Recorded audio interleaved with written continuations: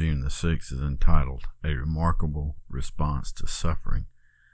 The key verse is Job 1:22, which says, "In all this, Job did not sin by charging God with wrongdoing."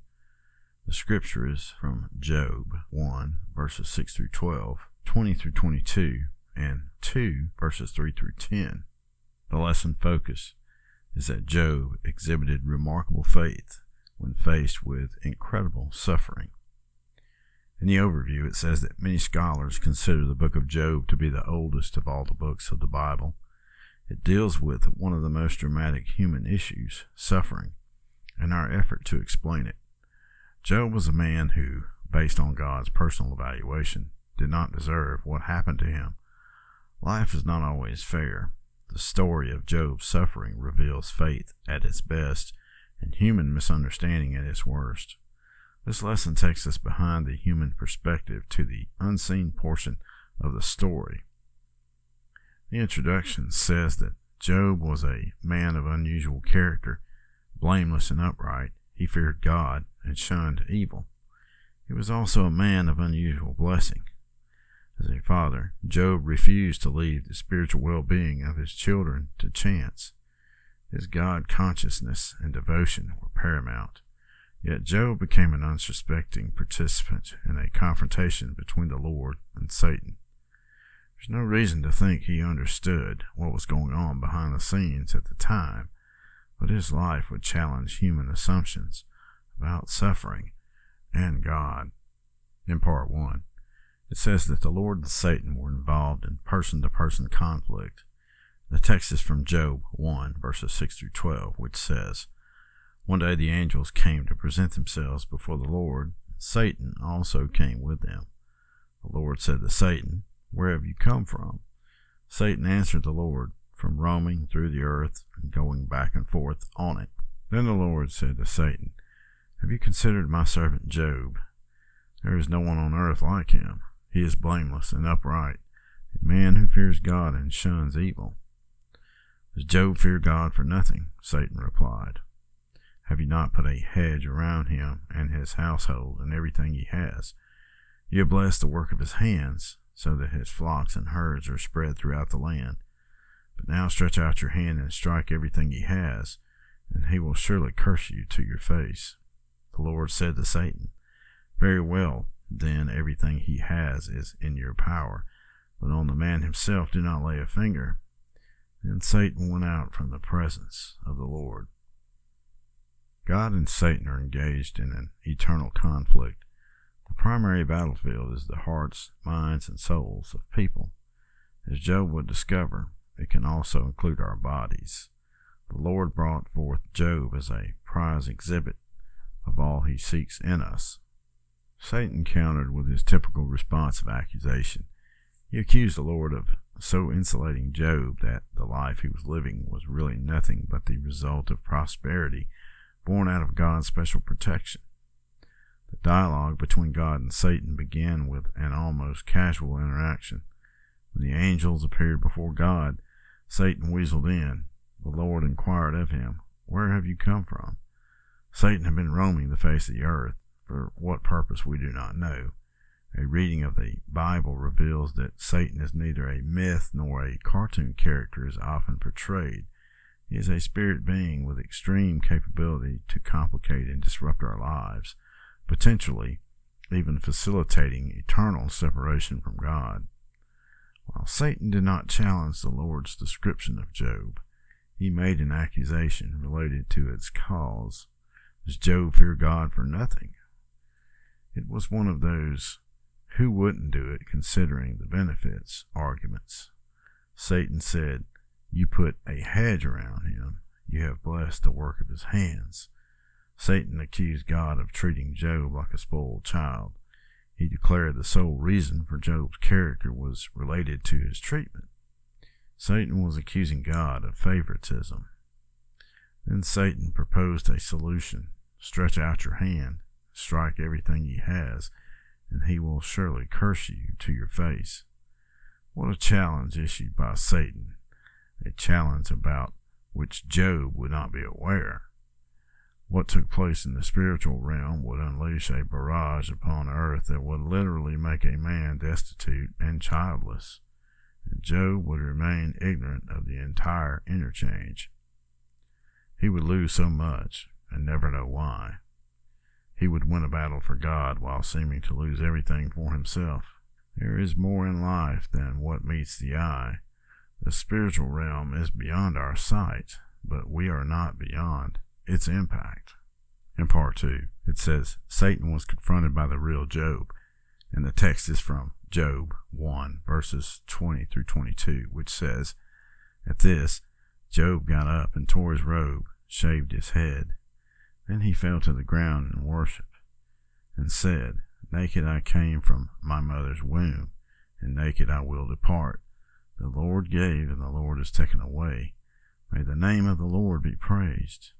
In all this, Job did not sin by charging God with wrongdoing. Jesus taught that we are all building a house, and that we must live in the house that we build. He also indicated that the house would be tested. Satan's accusation of Job opened the door to the disaster that tested Job's house of faith and character. As a result, Job lost all he had and the family he loved. From a human perspective, the loss could not have been greater. Job's immediate response to the news of his losses was one of mourning as he got up and tore his robe and shaved his head. His response was as human as we could expect. He immediately went into mourning, travailing mode. Yet his second response was so unexpected. Then he fell to the ground and worshiped. Job's reflex response was to worship God. He had so built his life around God that when the most devastating experiences came crushing down on him, his God consciousness immediately kicked in. Isn't it interesting that having lost everything he knew, he still had somebody who was there for him? Naked I came from my mother's womb, and naked I will depart. Perspective in life is neither easy to achieve nor maintain. Earthly prosperity can distort our view of things and their importance and permanency. What we own can easily own us. While he was reeling from tragedy, Job was stable in perspective, which is a hard grounding to achieve. The Lord gave, and the Lord has taken away. May the name of the Lord be praised. There was no complicated effort to explain where God was in all of this. No spirit of retaliation or forfeiting of faith, only a simple confidence and resting in acceptance. In all this, Job did not sin by charging God with wrongdoing. This was a remarkable response by Job. No blame. How often do we hear people say they could never serve a God who allows to happen some of the things that they have experienced or heard about? Think of all Job lost, and this response becomes all the more remarkable. In part 3, it says Job was taken deeper into suffering and higher into faith. And the text is from Job 2, verses 3 through 10, which says, Then the Lord said to Satan, Have you considered my servant Job? There is no one on earth like him. He is blameless and upright, a man who fears God and shuns evil. And he still maintains his integrity, though you incited me against him to ruin him without any reason. Skin for skin, Satan replied. A man will give all he has for his own life. But now stretch out your hand and strike his flesh and bones, and he will surely curse you to your face. The Lord said to Satan, Very well, then he is in your hands, but you must spare his life. So Satan went out from the presence of the Lord and afflicted Job with painful sores from the soles of his feet to the crown of his head. Then Job took a piece of broken pottery and scraped himself with it as he sat among the ashes. His wife said to him, Are you still maintaining your integrity? Curse God and die. He replied, You are talking like a foolish woman. Shall we accept good from God and not trouble? In all this, Job did not sin in what he said. The first dialogue between Satan and the Lord was followed by a second. While God was able to reiterate his testimony about Job, Satan seized the opportunity to deepen the affliction. Stretch out your hand and strike his flesh and bones, and he will surely curse you to your face. Satan's attack had now moved from external losses to internal suffering. Job was afflicted with painful sores from the soles of his feet to the crown of his head. The description appears to be of boils enveloping his body. One can only imagine the thumping pain, seeping wounds, and scabby appearance. Here was a man covered with an affliction that likely was both agonizing and disfiguring, no doubt accompanied by a putrid stench. As he sat among the ashes, he took a piece of broken pottery and scraped himself with it. The experience must have been excruciating and the sight gruesome. The possibility of finding relief seemed remote at this point. Here was a man who lost most of his financial empire and all of his children. Then he lost his own health and dignity. He was reduced to a scary sight, sitting among ashes and seeking a reprieve from the pain. He went from an elevated status to being a human discard.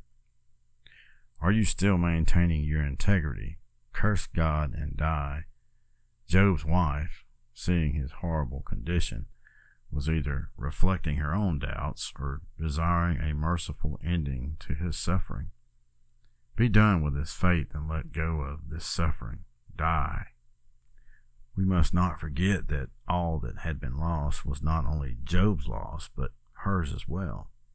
The economic collapse and loss of children was horrific, and now her husband was in such dire need. Her faith and strength seemed to collapse beneath the load of suffering. Job's response was classic. He accused her of talking like a foolish woman. Suffering can do many things to us, and not only our suffering, but the suffering of those we love. Many a spouse, parent, grandparent, or friend has collapsed under the weight of another's suffering. Sometimes we lose our way along the path of human affliction. Shall we accept good from God and not trouble? Suffering has a way of distorting our view of life. We quickly forget the good, the blessings of the past. God is blamed for the losses, but not credited for the gains. Job saw it all in balance and gave God credit without assigning blank responsibility for his condition. In all this, Job did not sin in what he said.